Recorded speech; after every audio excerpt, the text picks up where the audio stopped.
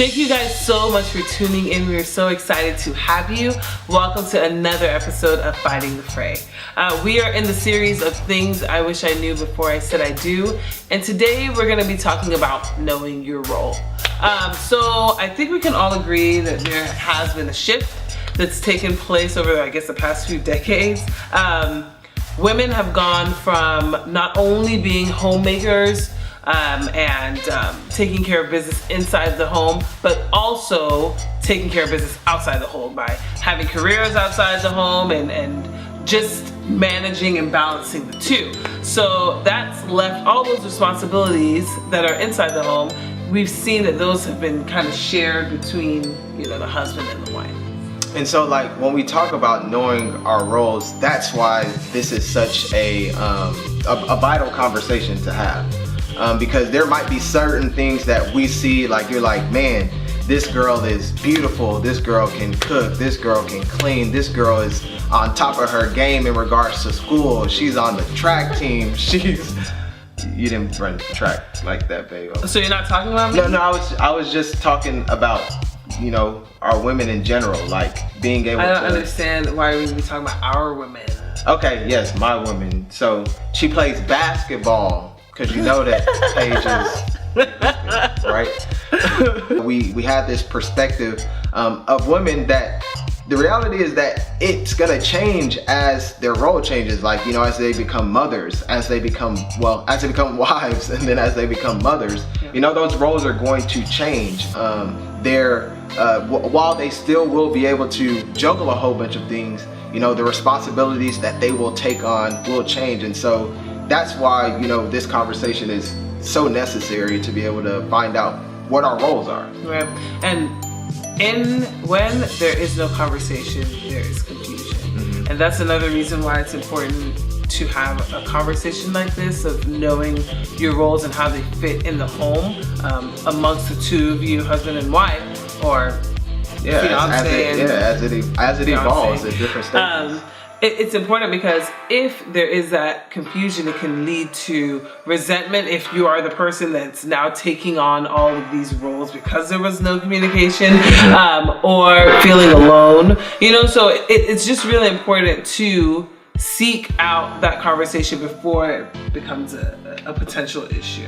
Yeah, and I mean, really what that does also is it kind of cultivates this sense of team orientedness. Like, I think about like NASCAR. I don't even like NASCAR, but I've seen, like, when watching SportsCenter, I've seen the cars like go around like constantly 500 laps. I guess that's what the Daytona 500 is about.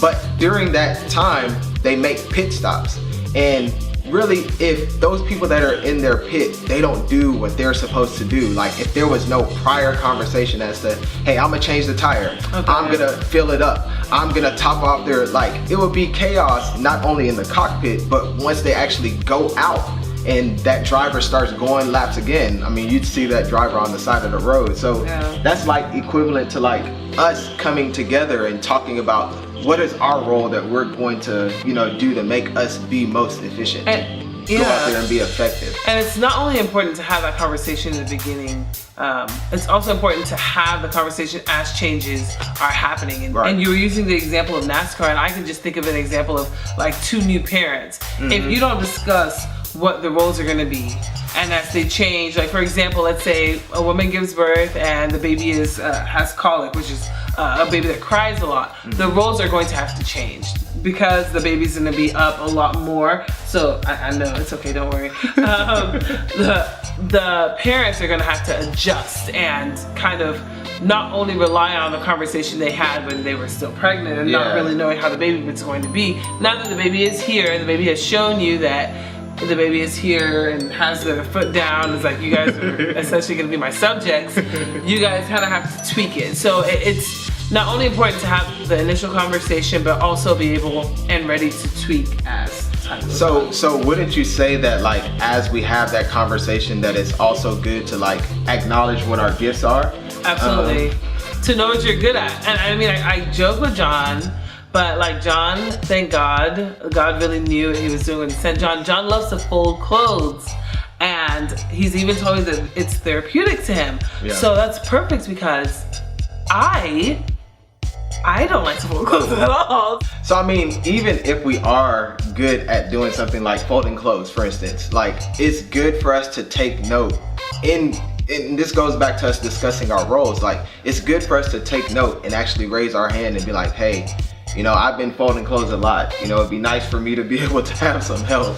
Are we speaking hypothetically, or are you? I mean, I'm just letting you know it'd be nice. I see some clothes over there, as a matter of fact, that it'd be nice if a brother got some help.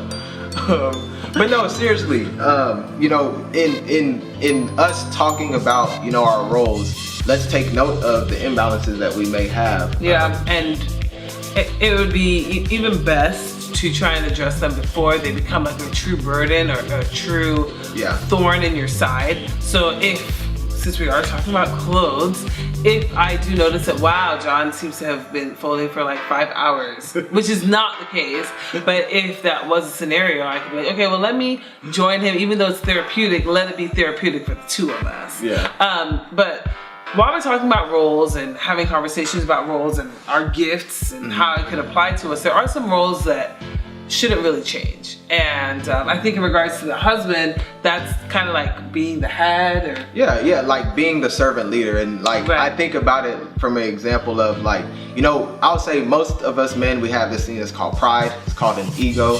And if that is not put aside, it's honestly hard for us to lead the way that we are supposed to lead our homes. And I mean, this is a very, I hope it never happens, but you know, there's never gonna be a point in time where it will be okay for a guy to say, you know what, honey, I just heard a thump, it's 12 midnight, and I've been doing this like 5 times. The last 5 times I heard a thump. A thump like upstairs or a thump. Oh, you heard a strange noise. Some strange noise. And like, I've been doing this the last 5 times. Is it okay if I give you the bat and give you the light? Now it's your turn to go. It's your turn to go. I've been doing this the past 5 times. Like, no, like we are to protect. That's something, that's a role that's it's not negotiable or non-negotiable, but it's not gonna change. You know, that's a role that we have to step into and be able to own up to. Agreed. And I think in regards to women and mothers is like to be nurturing. Like I am the on-call pediatrician at the home. Like, oh, did I just hear something? Did we all just cough? Let me, you know, run. Like it's innate to me as a mother to nurture and to just almost like a second sense. Is it a second sense? No, you have 5 senses. It's a sixth sense. The sixth sense. It's the second out of the sixth sense. Yeah, but it literally is a part of who we are as mothers and women to be caring. So I mean, those are kind of things that I don't think as time goes on. Yeah, it's not negotiable, and I think that when we start having a conversation about roles, I mean, then we're really at a good spot, you know, because once the conversation begins, we're able to continue it. You know, we're able to continue it, and really that's what I think that we wanted to be able to share in regards to knowing our role, because the reality is that these are things that we may not consider until, you know, a situation rises up where it's like, dang, I never thought that things would change. Right. And so we really hope that this did speak to you. And, you know, if you do know any people that would be, you know, encouraged by this, we really encourage you to share it with them. Until we see you all again, let's keep fighting the fray.